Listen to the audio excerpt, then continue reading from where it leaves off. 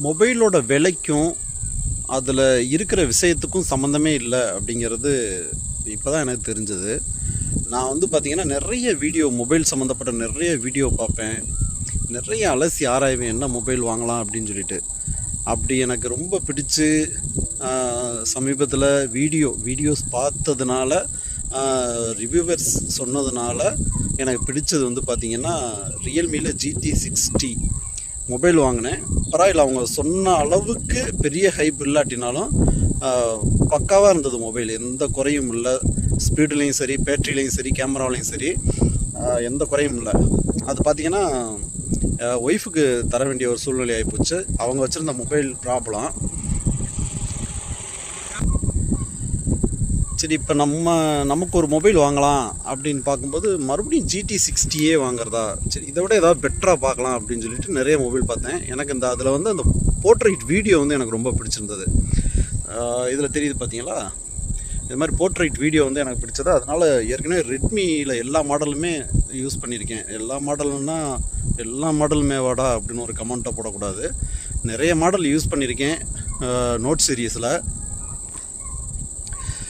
அப்படி யூஸ் பண்ணதில் அதில் வந்து அந்த போர்ட்ரைட் வீடியோ ஏன் கொடுக்க மாட்டேங்கிறாங்க அப்படின்னு தெரில. என்ன தான் கேமரா நல்லா இருந்தாலும், லாஸ்ட்டாக நான் யூஸ் பண்ண மொபைல் வந்து பார்த்திங்கன்னா Note 10 Pro. வீட்டுக்காரமாக வச்சுருந்தது 11T, Note 11T.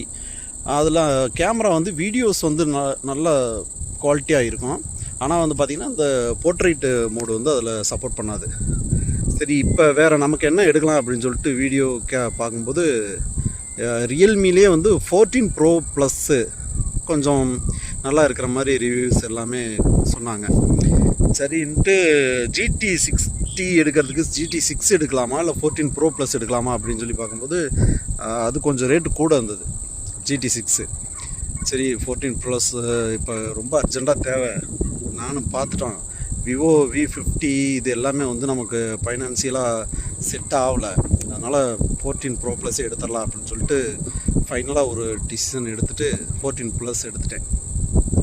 இப்போ என்னென்னா GT6 வந்து பார்த்திங்கன்னா 30 ரூபாய்க்கு வந்துருச்சு. 14 Pro Plus 32 ரூபா. போன வாரத்தில் எடுத்தது. இப்போ வந்து அது 30 ரூபா. அது பார்த்திங்கன்னா 8 Gen 3.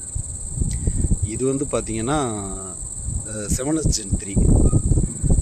சுத்தமாக ஸ்பீடே இல்லை. எதில் ஸ்பீடு இல்லை அப்படின்னு சொன்னால், நம்ம அதிகமாக வீடியோ யூடியூப்பில் எடுக்கிறோம், இது மாதிரி ரீல்ஸ் பண்ணுறோம். அதில் பார்த்திங்கன்னா பயங்கர வாய்ஸ் மிஸ்மேட்ச் ஆகுது.